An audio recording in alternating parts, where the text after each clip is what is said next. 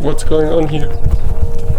What are you doing, you guys? Handmade peanut butter. Yeah, with our knuckles we squashed it, and well, first we got the peanut delivery that fell straight from heaven and into this jar, and then we just need to put it into the smaller jars because it's 1 jar a day each, so we need to It's getting more and more. we need to divide it up fairly. If I come back in, I don't know, a few years, it's like 1 bucket each. Yeah.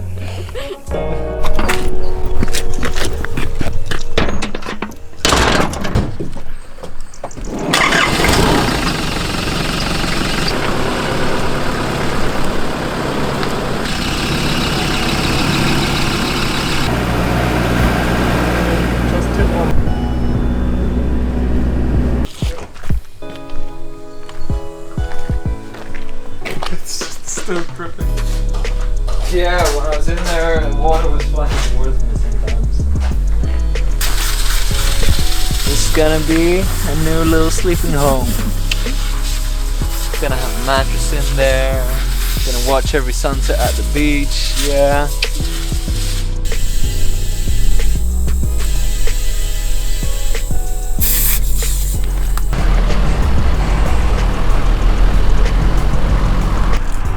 You're still tripping. Oh, she's back at least. She's back.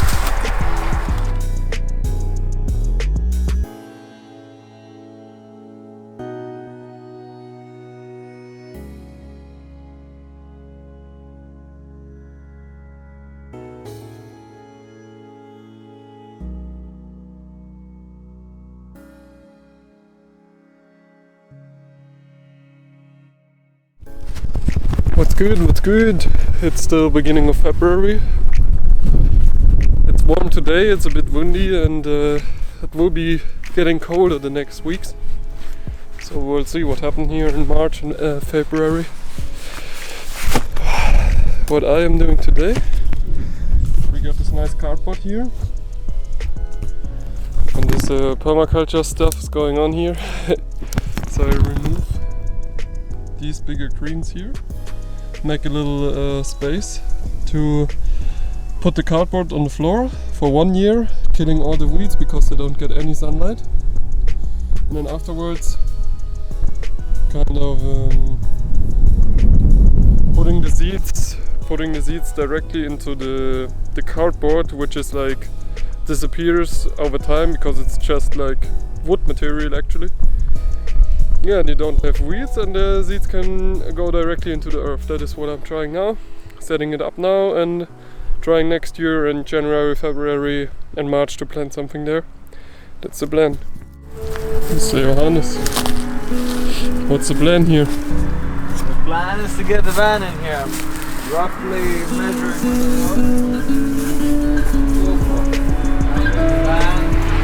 how much space it will take. It's gonna come in here snug between an olive tree and a wild pear tree, I think.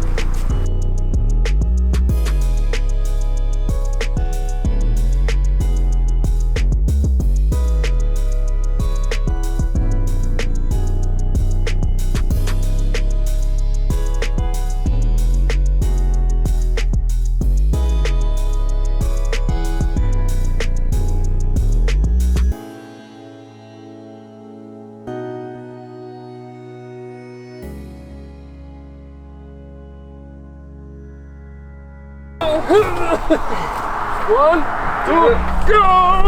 Yeah!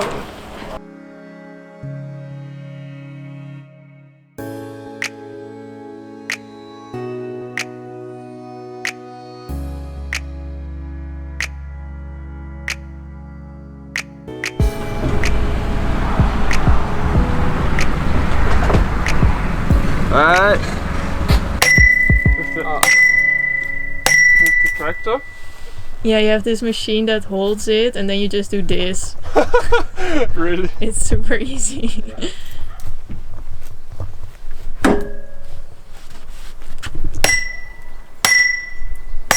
But we're destroying this. Yeah. They're not hitting it straight. I swear, I swear, I swear. Alright.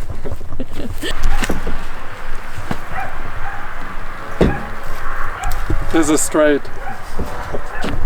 This is straight. What do you want from me? This, like this? Make it like this?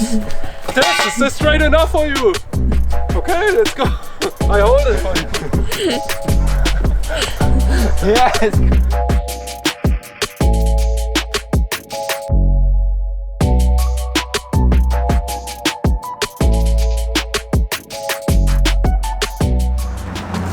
What do you think, Lars and Sonia? Can we get some product placement, some We think sponsorship? about 10,000 euro if it's okay. But then our tummies say, oh, can't eat 10,000 euros, so can we just get a smoothie each maybe? Nice product placement. Yannick, who are you?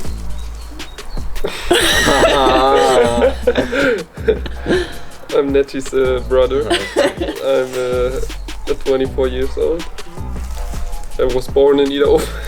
Oh boy, no. Then I was raised there. I go to school.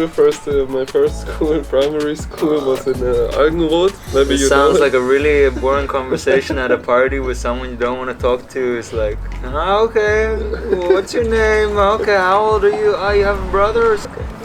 No, so actually we do this video because I'm just editing the video for the second week we've been here, and whilst editing I came up like 4 or 5 days there's like no footage at all, because it was like the time we brought Alice to Athens because she left us going back to Sweden, and I collected the German guys who came there at the airport, and then the few days after this, like 2 or 3 days, it was like super cold and snow here, so there was not a lot to do, so not a lot to capture.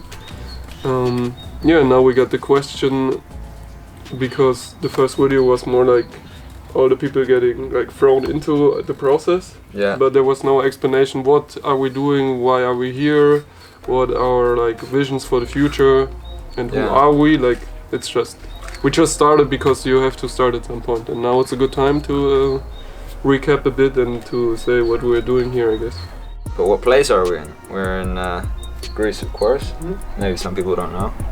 We're on an island called Evia, which is a pretty big island, and we're on the north part of the island, close to a place called Adipsos, in a small village called Ayokambus.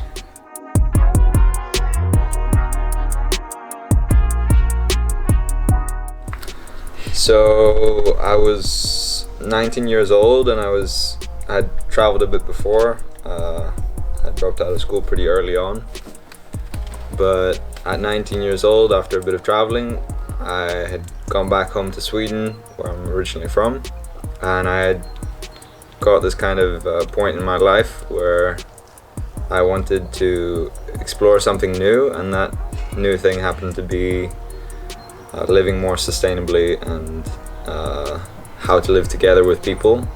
So I thought, what better place to start than an eco project where people are living together. So it was dark and cold, and I found this place in Greece, and I wrote them an email saying, can I come visit? I said yeah, sure. So I 2 weeks later I jumped on the plane, and I told my boss that I won't be working for so much longer.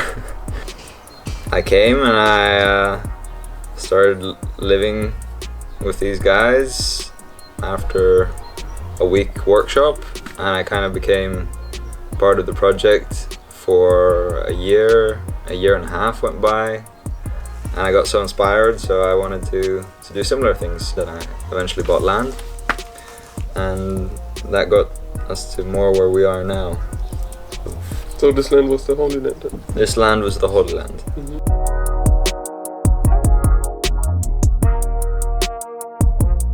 Like, he's got long hair. Is he? The long hair, the is he Jesus new of the Holy Jesus? Land. No, that's not the thing. Of course, when you're trying to come up with a name, you've got these millions of things going on in your head, and you overthink so much. So I was writing down a few things, and at the time I was really into underground structures, so digging holes underground, and I'd been doing that for a while. So I came up with a funny kind of pun joke of calling it Holy Land, because there would be a lot of holes in it. And the sunset is for sure holy there. It's for sure the holy. Sunset is holy. Everything about it's holy. It's just not in the typical conventional religious sense. Mm-hmm. It's holy in another way.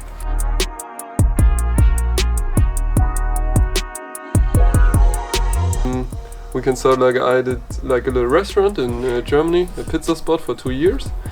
And not any pizza restaurant. yeah, vegan pizza restaurant, yeah. I have a 4.7 star rated one, loved by everyone in this city.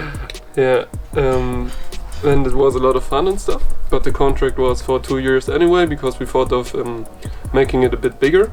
But now, since we're in this situation right now, that it's not so nice to have a pizza restaurant in Germany, since you can't serve customers there and you don't know how it's going to be in the future, then like the connection between us is actually a friend of us. His name is Lars. He's doing the restaurant now, and he also were at Free and Real with Johannes, together with Johannes, and he connected both of us.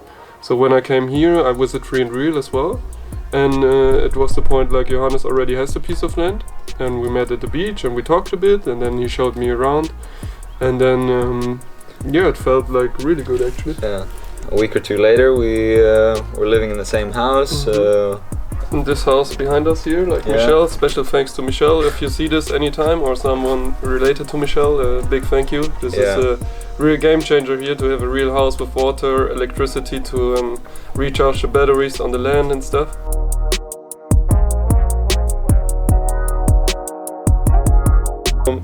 Since we're working together on the Holy Land, I also bought another piece of land a few months ago.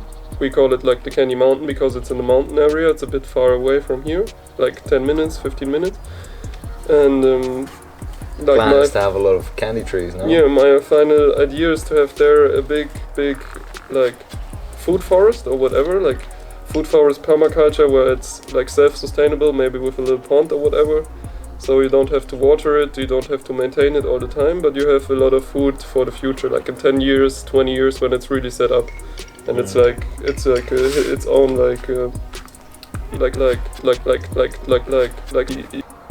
basically investing in the future. You're not dependent on independence.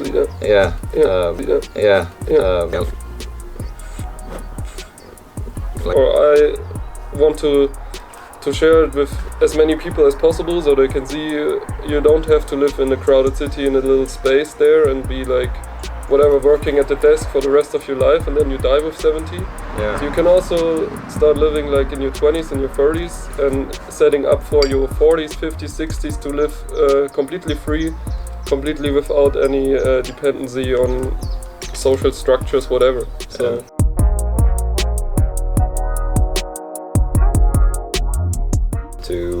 To show people, of course, what we're doing. A little thing to the side is I really like building, of course, so at some point I would like to have building workshops.